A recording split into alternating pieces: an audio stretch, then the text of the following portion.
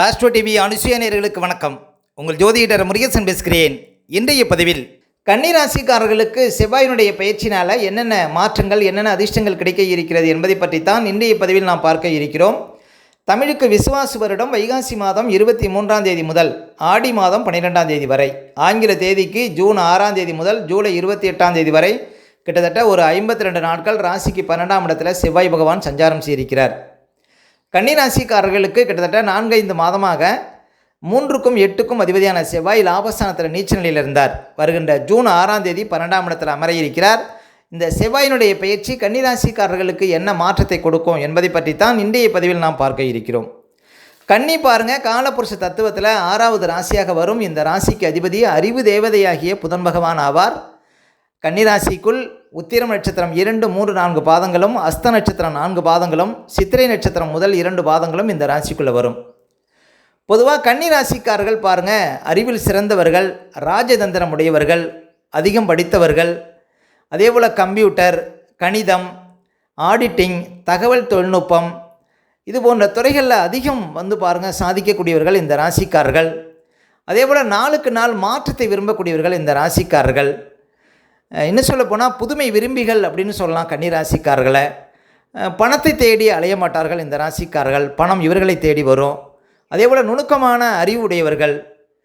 அதேபோல் இந்த கோபம், அவசரம் இதெல்லாம் பாருங்கள் கன்னிராசிக்காரர்களுக்கு ஒரு நாளும் இருக்காது.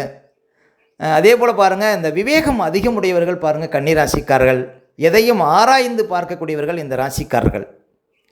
சரி, கன்னிராசிக்காரர்களுக்கு இந்த செவ்வாயினுடைய பயிற்சி எப்படி இருக்க போகிறது என பார்ப்பதற்கு முன்னால் செவ்வாய் பகவானை பற்றியும் ஒரு சில வரிகள் பார்ப்போம். அதாவது நமது பூமிக்காரகன் என அழைக்கப்படக்கூடியவர் இந்த செவ்வாய். ஒரு மனிதனின் உடல் உறுதிக்கும் மன உறுதிக்கும் காரகம் உள்ளவர் யார் அப்படின்னா செவ்வாய் தாங்க. அதாவது வீரத்திற்கும் தைரியத்திற்கும் காரகம் உள்ளவர் இந்த செவ்வாய். ஒரு மனிதர் அதிகார பதவியில், மற்றவர்களுக்கு ஆணையிடக்கூடிய பதவியில் ஒருவர் இருக்கணும் அப்படின்னா செவ்வாயினுடைய பலம் சிறப்பாக இருக்கணுங்க.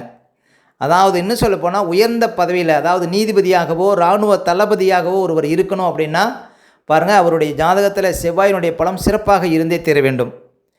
அதேபோல் முக்கியமாக யூனிஃபார்ம் சார்ந்த துறையில், அதாவது போலீஸு, இராணுவம், தீயணைப்பு துறை போன்ற யூனிஃபார்ம் சார்ந்த துறையில் ஒருவர் ஜொலிக்கணும் அப்படின்னா செவ்வாய் பலமாக இருப்பது அவசியம். அதேபோல் பொறியியல் வல்லுநர்களை உருவாக்கக்கூடியவர் பாருங்கள் செவ்வாய் பகவான். எலக்ட்ரிக்கல், ரியல் எஸ்டேட்டு, விளையாட்டு துறையிலெல்லாம் ஒருவர் அதிகம் சம்பாதிக்கணும் அப்படின்னா ஜாதகத்தில் செவ்வாய் பலமாக இருக்கணுங்க. அதேபோல் முக்கியமாக மருத்துவத்துறையில் அறுவை சிகிச்சையில் பாருங்கள் ஒருவர் நிபுணராக இருக்கணும் அப்படின்னா செவ்வாய் பலமாக இருக்கணும். ஏன் அப்படின்னா செவ்வாய் இரத்தக்காரகன். அதேபோல் ஒருவர் பஞ்சுவாலிட்டியாக இருக்கிறார், அதேபோல் நேரத்தை சரியாக பயன்படுத்துகிறார் அப்படின்னா அவருடைய ஜாதகத்தில் செவ்வாய் பலமாக இருக்குன்னு அர்த்தங்க. அதேபோல் செவ்வாய்க்கு வேறு பெயர்களும் உண்டு. மங்களன், குஜன், பௌமன் என்று அழைக்கப்படக்கூடியவர் இந்த செவ்வாய் பகவான்.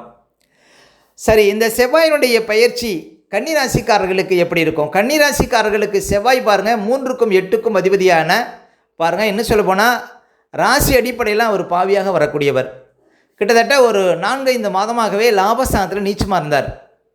அப்போ கெட்டவன் கெட்டான் கிட்டும் ராஜயோகம் அப்படிங்கிற மாதிரி பாருங்கள் ஒரு சில அதிர்ஷ்டங்களையும் கொடுத்துருக்கோம். இருந்தாலும் பாருங்கள் கன்னிராசிக்காரர்களுக்கு 3ஆம் அதிபதி நீச்சமாக இருந்தார் லாபஸ்தானத்தில். அப்போ மனசில் கொஞ்சம் தைரியம் குறைஞ்சிருக்கோங்க ஒரு 4-5 மாதமாக. அதேபோல் வேலையாட்களால் கொஞ்சம் பிரச்சனை இருந்திருக்கும். அதேபோல் ஆபரண வகையில் வீட்டில் அழகு பொருட்கள், விலை உயர்ந்த பொருட்கள் ஏதாவது காணாமல் போகக்கூடிய சூழ்நிலை இருந்திருக்கும்.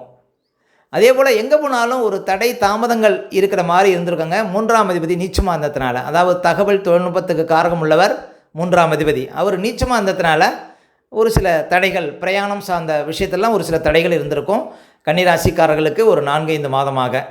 அதேபோல் உங்களுக்கு இளைய சகோதரர்கள் இருந்திருந்தாங்கன்னா அவங்களுக்கு ஏதாவது மருத்துவ செலவுகளை கொடுத்துருக்கோம். அதேபோல் 8ஆம் அதிபதி நீச்சமாக இருந்தார், ஒரு சிலருக்கு ஏதாவது கண்டாதி தோஷங்கள், அதேபோல் திடீர் வழக்குகள், இது போன்ற ஒரு சில பிரச்சனைகளும் இருந்திருக்கும் அப்படின்னு சொல்லலாம். ஆனால் எதிரியும் ஒரு லாபத்தை கொடுத்துருக்கோம். ஏன்னா அவர் லாபஸ்தானத்தில் இருந்ததுனால உங்களுக்கு ஒரு சில செலவுகளை கொடுத்திருந்தாலும் அது லாபமாக முடிஞ்சிருக்கும், உங்களுக்கு அது அதிர்ஷ்டமாக முடிஞ்சிருக்கும் அப்படின்னு சொல்லாங்க கன்னிராசிக்காரர்களுக்கு. ஜூன் மாதம் 6ஆம் தேதிக்கு பிறகு செவ்வாய் 12ஆம் இடத்துக்கு வரார். மனசில் இருந்த பாருங்கள் ஒரு கஷ்டமெல்லாம் நீங்கி மனசில் ஒரு தைரியங்கிறது வந்துடுங்க ஜூன் 6ஆம் தேதிக்கு பிறகு. அதேபோல் இளைய சகோதரர்களுக்கு இருந்த பாதிப்பெல்லாம் விலகிடும் ஜூன் 6ஆம் தேதிக்கு பிறகு. அதேபோல் தகவல் தொழில்நுட்பம் சார்ந்த துறை இருப்பவங்களுக்கு நல்ல அதிர்ஷ்டங்களை கொடுக்கும். அதேபோல் 3ஆம் அதிபதி உங்களுக்கு வேலையாட்களுக்கும் உங்களுக்கும் இந்த பிரச்சனைகள் தீர்ந்துருங்க ஜூன் 6ஆம் தேதிக்கு பிறகு. அதே போல் வழக்குகள் இருந்தால் அது சாதகமாக முடியும். ஏதாவது வீடு கட்டணும், இடம் வாங்கணும், ஒரு கார் வாங்கணும், ஏதாவது திடீர் செலவு பண்ணணும், பூமி சம்மந்தமாக ஏதாவது செலவு பண்ணணும் அப்படின்னா ஜூன் 6ஆம் தேதிக்கு பிறகு செலவு பண்ணலாங்க. ஏன் அப்படின்னா பூமிக்காரகன் செவ்வாய் வந்து விரயஸ்தானத்தில் அமர்வதனால. அப்போ பாருங்கள், கன்னிராசிக்காரர்களுக்கு செவ்வாய் 12க்கு போனாலும் பாருங்கள் உங்களுக்கு அதிர்ஷ்டம் தான். ஏன் அப்படின்னா கன்னிராசிக்காரர்களுக்கு செவ்வாய் பாவிங்க, அவர் மறைஞ்சிருப்பது உங்களுக்கு அதிர்ஷ்டத்தான் கொடுக்கும், ஒன்றும் கெடுதலை கொடுக்காது. அப்போ செவ்வாய் 12ஆம் இடத்துக்கு போன பிறகு பாருங்கள் உங்களுக்கு பூமி சம்மந்தமாக ஏதாவது திடீர் செலவுகள் வருவதற்கு வாய்ப்பு இருக்குது அப்படின்னு சொல்லலாம்.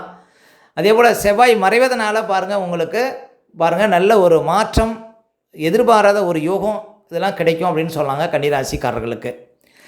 அதே போல் கன்னிராசிக்காரர்களுக்கெல்லாம் இப்போ 10ஆம் இடத்துல குரு இருக்கிறார்.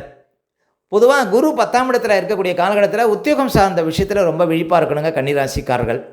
இன்னும் சொல்லப்போனால் கேது பகவான் கிட்டத்தட்ட 1.5 வருஷமாக ராசிக்குள்ளே இருந்தார். அவர் வந்து ராசியை விட்டு விலகி விட்டார். அதுவே உங்களுக்கு பெரிய அதிர்ஷ்டம். இருந்தாலும் கன்னிராசிக்காரர்களுக்கு இப்போ 10ல் குரு 7ல் சனி, உத்தியோகம் சார்ந்த விஷயத்தில் தான் ரொம்ப விழிப்பாக இருக்கணும் கன்னிராசிக்காரர்கள். அதே போல் முக்கியமாக கணவன் மனைக்குள்ளே எதுவும் பிரச்சனை வராமல் பார்த்துக்கணுங்க. 7ஆம் இடத்துல சனி சஞ்சாரம் செய்வது. அதே போல் சனி பகவான் பாருங்கள் 7ஆம் இடத்துல சஞ்சாரம் செய்கிறார். உங்களுக்கு கண்டக சனி காலம். அப்போ 7ஆம் இடத்துல சனி சஞ்சாரம் செய்வது கணவன் மனைக்குள்ளே பிரச்சனை வராமல் பார்த்துக்கணுங்க. அதாவது இன்னும் சொல்ல போனால் 7ஆம் இடத்துல சனி சஞ்சாரம் செய்யக்கூடிய காலகட்டத்தில் கணவன் மனைவி பிரிந்து வாழக்கூடிய சூழ்நிலாம் கொடுக்கும். அதே போல் சனி பாருங்கள் அந்நிய கிரகம் உங்கள் ராசியை பார்க்கறதுனால யாரெல்லாம் வெளிநாடு போகணும், வெளியூர் போய் சம்பாதிக்கணும் அப்படிங்கிறவங்களுக்கெல்லாம் நல்ல அதிர்ஷ்டத்தை கொடுக்கும். பொதுவாக சனி ராசியை பார்க்கக்கூடிய காலகட்டத்தில் மனைவி மக்களை பிரிந்து ஒரு முகந்தெரியாத இடத்துல போய் நீங்கள் வாழ்கிறீங்க அப்படின்னா அது உங்களுக்கு யோகமாக இருக்கும். என்ன ஒரு விஷயம்னா சனி ராசியை பார்க்கும்பொழுது பாருங்கள் வேலைப்பளு, கொஞ்சம் வேலையில் அலைச்சல், அதே போல் பாருங்கள் உங்களுக்கு உத்தியோக ரீதியாக ஒரு நெருக்கடி, மேலதிகாரிகள் தொல்லை இதெல்லாம் கொஞ்சம் இருக்க தான் செய்யும். இதெல்லாம் கொஞ்சம் அட்ஜஸ்ட் பண்ணி ஓட்டினீங்கன்னா பாருங்கள் உங்களுக்கு உத்தியோகம் சார்ந்த விஷயத்தில் பிரச்சனை வராது. பொதுவாக கண்டகசனி காலகட்டத்தில் நிறைய பேருக்கு உத்தியோக இழப்பெல்லாம் வருங்க. ரொம்ப உஷாராக இருக்கணும் கன்னிராசிக்காரர்கள். அதே போல் 10ஆம் இடத்துலையும் குரு இருக்கிறாரு. அதுவும் பாருங்கள் உங்களுக்கு பழைய பாடலே என்ன சொல்லுதுன்னா ஈசனார் ஒரு பத்திலே தலைவட்டிலே இறந்து உண்டுதம், இதெல்லாம் பாருங்கள் பழைய பாடலே சொல்லுது. அப்போ பதவி சார்ந்த விஷயத்தில் உத்தியோகம் சார்ந்த விஷயத்திலலாம் கன்னிராசிக்காரர்கள் விழிப்பாக இருக்கணுங்க. குரு 10ஆம் இடத்துல இருக்கிற வரையும். குரு வந்து 10ஆம் இடத்துல 2026 ஜூன் வரையும் இருப்பார். அப்போ இந்த 2026 ஜூன் வரையுமே பாருங்கள் கன்னிராசிக்காரர்கள் உத்தியோகம் சார்ந்த விஷயத்தில் விழிப்பு தேவை அப்படின்னு சொல்லலாம். அதே போல் கன்னிராசிக்காரர்களுக்கு இந்த செவ்வாய் பாருங்கள் உங்களுக்கு 12ஆம் இடத்துல ஜூன் 6ஆம் தேதியிலேருந்து அமர இருக்கிறார். இந்த ஜூலை 20ஆம் தேதியிலேருந்து ஜூலை 23ஆம் தேதி வரையும் இந்த 4 நாட்கள் மட்டும் கன்னிராசிக்காரர்கள் ஒரு சில விஷயத்தில் விழிப்பாக இருக்கணும். அது எந்த விஷயத்தில் விழிப்பாக இருக்கணும் அப்படின்னு பார்த்தீங்கன்னா கன்னிராசிக்காரர்களுக்கு 3ஆம் அதிபதி செவ்வாய் வந்து கேதுவை நோக்கி போகிறார். அந்த ஜூலை 20ஆம் தேதியிலேருந்து 23ஆம் தேதி வரை இந்த 4 நாட்களும் செவ்வாயும் கேதுவும் ஒரே சாரத்தில் இருப்பாங்க. அப்போ இந்த காலகட்டத்தில் உங்களுக்கு 3ஆம் அதிபதி விரயஸ்தானத்தில் கேதுவோட பயணிப்பதனால வீட்டில் ஆபரணங்கள் வைக்கக்கூடாது. இந்த 4 நாட்களில் உங்களுக்கு வீட்டில் ஆபரணங்கள் திருடு போகிறதுக்கு வாய்ப்பு இருக்குங்க. விழிப்பாக இருக்கணும் இந்த காலகட்டத்தில். அதே போல் ஒரு வேலையாட்கள் வச்சு வேலை செய்கிறீங்கன்னா வேலையாட்கள் பாருங்கள் இந்த காலகட்டத்தில் உங்களுக்கு கஷ்டத்தை கொடுப்பார்கள். வேலையாட்கள் ஆரோக்கியத்தில் கவனம் செலுத்தணும் இந்த நாட்களில் கன்னிராசிக்காரர்கள். அதே போல் விலை உயர்ந்த பொருள்கள் வச்சுருக்கீங்க அப்படின்னா ரொம்ப கவனமாக வச்சுருக்கணுங்க. செல்ஃபோன்கள்லாம் ஏதாவது திருடு போகிறதுக்கு வாய்ப்பு இருக்குது இந்த காலகட்டத்தில் கன்னிராசிக்காரர்களுக்கு. அதே போல் இளைய சகோதரர்கள் உங்களுக்கு இருக்காங்கன்னா அவங்களுக்கு ஏதாவது திடீர் பாருங்கள் நஷ்டங்கள், அவருக்கு ஏதாவது திடீர் செலவுகள் வருவதற்கு வாய்ப்பு இருக்குது, கவனமாக இருக்கணும். அதே போல் செவ்வாய் பூமிக்காரகன், ஏதாவது பூமி சம்மந்தமாக ஏதாவது ஒரு இடம் வாங்க போகிறீங்க அப்படின்னா முன்பணம் கொடுப்பதை தவிர்க்கணுங்க. இந்த ஜூலை 20ஆம் தேதியிலேருந்து 23ஆம் தேதி வரையும் ஒரு 4 நாட்கள். அப்போ செவ்வாய் சார்ந்த விஷயத்தில் கவனமாக இருக்கணும். ஒரு போலீஸ்காரங்க ஒரு மிலிட்ரிக்காரங்கிட்ட இந்த காலகட்டத்தில் பகை ஆகாதுங்க கன்னிராசிக்காரர்களுக்கு. அதே போல் செவ்வாய் வந்து 8ஆம் அதிபதி. இந்த காலகட்டத்தில் முக்கியமாக வண்டி வாகனத்தில் செல்வதை தவிர்க்கணும் கன்னிராசிக்காரர்கள். அதே போல் பாருங்கள் எந்த ஒரு பிரச்சனை வந்தாலும் அந்த பிரச்சனைக்கு தீர்வே கிடைக்காத மாதிரி தெரியுங்க. இந்த 4 நாட்களும் பாருங்கள் ஒரு மன அழுத்தம், மன உளைச்சல், மன நெருக்கடி இதெல்லாம் உங்களுக்கு கொடுக்கும். இந்த 4 நாட்களும் ரொம்ப விழிப்பாக இருக்கணும்.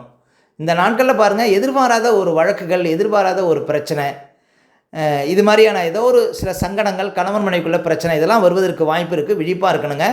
ஜூலை 20ஆம் தேதியிலேருந்து ஜூலை 23ஆம் தேதி வரையும் கன்னிராசிக்காரர்கள் மேல் சொன்ன விஷயத்தில் ரொம்ப விழிப்பாக இருக்கணும் அப்படின்னு சொல்லலாம்.